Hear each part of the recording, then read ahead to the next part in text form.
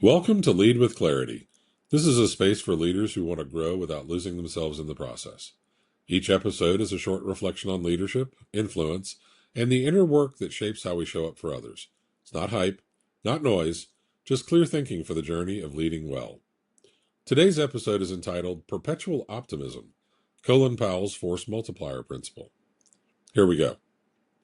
There's a question that doesn't get asked often enough in leadership circles. Not, what's your strategy? Not, what's your plan? But this one, what is the quality of energy you bring into the room? Because that energy, the way you see what's possible, the posture you carry into hard conversations, it travels.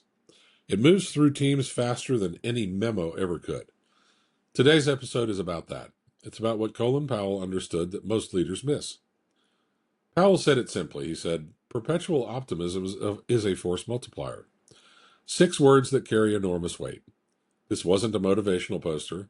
This came from a man who navigated the Cold War, Desert Storm, and the most consequential foreign policy decisions of a generation.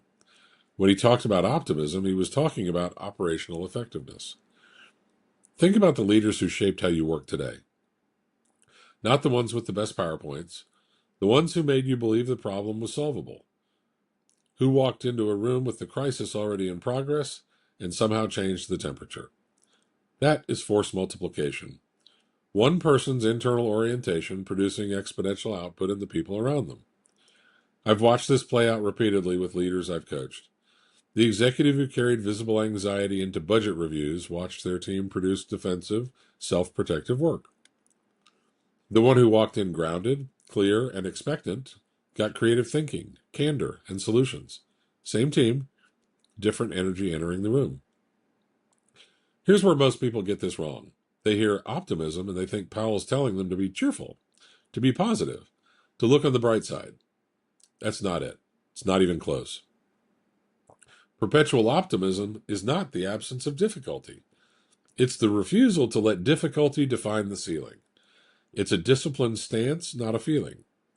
Leaders who confuse this turn it into performance and their teams see straight through it. Genuine optimism is rooted in evidence. You've solved hard things before. The organization has capacity you haven't fully used. The market has moved in your direction before, and it will again. That's not wishful thinking, that's informed confidence. The reframe here is strategic. Your internal posture is not a personal matter. It's a leadership variable. What you believe privately about your team, your market, your strategy, that private narrative surfaces in every meeting you run, every decision you communicate, every conversation where someone looks to you for a read on what's real. The multiplier isn't some mystical force. It's the compounding effect of belief expressed consistently over time in the people who are watching how you lead. When you show up with the settled conviction that solutions exist and that your team is capable of finding them, you create the conditions for that to become true. That's not idealism. That's architecture. So here's what I want you to sit with. Not what you say about optimism, but what you actually believe when no one's watching. What do you believe about your team's ceiling? What do you believe about whether this year's hardest challenge is solvable? Because those beliefs are showing up in your leadership whether you intend them to or not.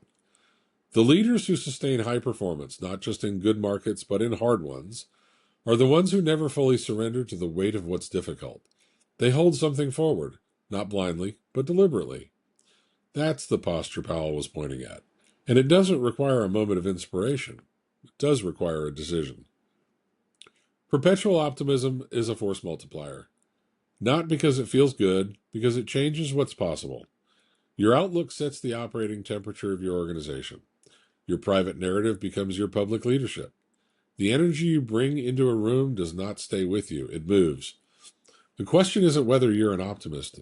The question is whether your orientation, day in and day out, is expanding what your team believes they can do or quietly contracting it. That's worth thinking about.